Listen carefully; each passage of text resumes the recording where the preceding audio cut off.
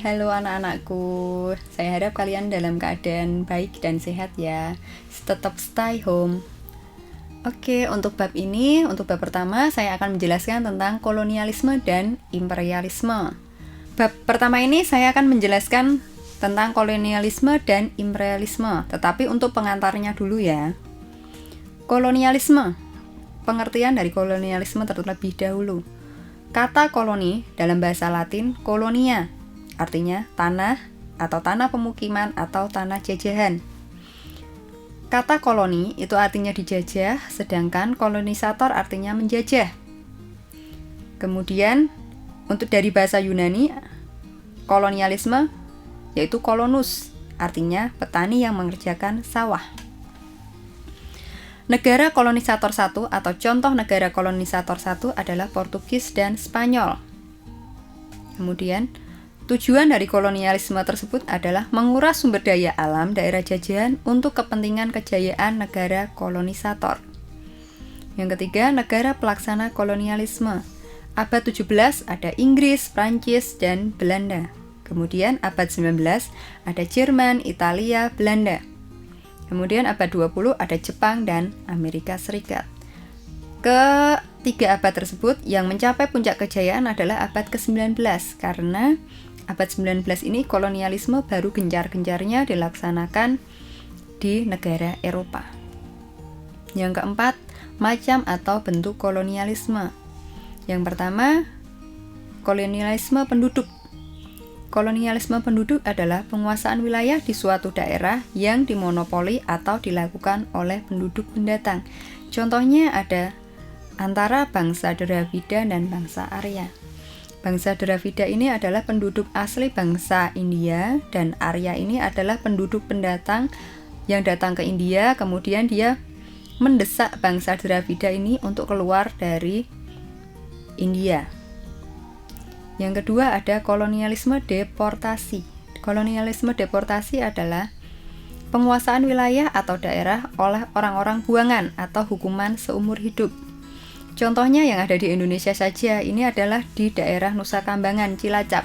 Jadi orang-orang yang sudah di penjara di sana atau orang-orang yang sudah dihukum di Nusa Kambangan kemungkinan tidak akan bisa lagi keluar dari Nusa Kambangan.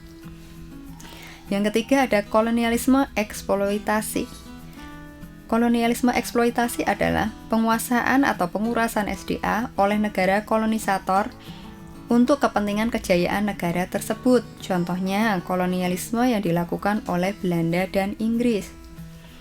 Jadi bangsa Belanda ini menguras sumber daya alam Indonesia kemudian dibawa pulang ke negara Belanda.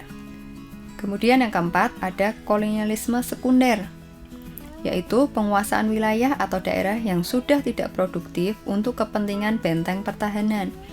Contohnya benteng Vandenberg yang ada di Yogyakarta. Kalian pasti sudah familiar dengan benteng tersebut. Kalau ke Jogja sekali-sekali mampir, jangan hanya ke Malioboro saja ya. Oke, penjelasan yang keenam sekarang. Dampak positif dan dampak negatif kolonialisme barat bagi bangsa Indonesia. Yang saya jelaskan dampak positifnya terlebih dahulu. Yang pertama, dibangunnya sarana transportasi dan didirikan sekolah. Yang kedua, perkembangan iptek semakin maju. Yang ketiga, mendapatkan kata serapan baru. Yang keempat, mendapatkan pemikiran baru mengenai cara menanam tumbuhan. Yang kelima, banyaknya peninggalan bersejarah, contohnya kayak benteng, bangunan-bangunan rumah seperti itu. Kemudian sekarang yang dampak negatifnya juga ada 5. Yang pertama, mengakibatkan penderitaan fisik dan psikis. Yang kedua, pemberontakan terjadi di mana-mana. Yang ketiga, sumber daya alam terkuras oleh bangsa barat. Yang keempat, pengambilan hak penduduk. Dan yang kelima, banyak warga yang meninggal. Yang di atas tadi penjelasan tentang kolonialisme. Kemudian yang sekarang saya akan menjelaskan tentang imperialisme. Apa sih pengertian imperialisme? Imperialisme berasal dari bahasa Latin imperare yang artinya memerintah atau menguasai. Imperator artinya orang yang memerintah, raja. Kemudian imperium hak untuk memerintah wilayah yang dikuasai. Jadi Imperialisme adalah paham suatu negara untuk memerintah atau menguasai suatu daerah sebagai daerah kekuasaannya. Kemudian yang kedua, tujuan imperialisme. Tujuan imperialisme itu disebut dengan 3G atau 3G. Yang pertama, mendapatkan kekayaan atau gold. Kemudian yang kedua, menyebarkan agama atau yang disebut dengan gospel. Yang ketiga, memperoleh kejayaan atau yang disebut dengan glory. Yang ketiga, saya akan menjelaskan bentuk imperialisme berdasarkan waktu. Imperialisme berdasarkan waktu ini dibagi menjadi dua, imperialisme kuno dan imperialisme modern. Nanti saya akan memberikan contoh tabelnya. Kemudian yang keempat, imperialisme berdasarkan tujuan penguasaannya.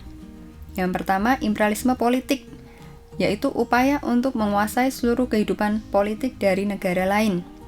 Yang kedua, imperialisme ekonomi, upaya untuk dapat menguasai perekonomian di negara lain. Yang ketiga, imperialisme kebudayaan, upaya untuk menguasai mentalitas dan jiwa dari negara lain.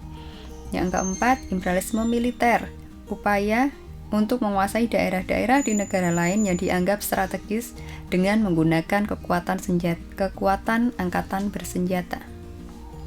Yang kelima, sebab-sebab suatu negara ingin menjadi imperialis. Yang pertama, ingin memperoleh kejayaan, ingin memperoleh kekayaan, kemudian ingin menjadi bangsa yang istimewa, kemudian ingin menjadi tempat penyebaran agama, dan yang terakhir, ingin menguasai daerah-daerah yang strategis.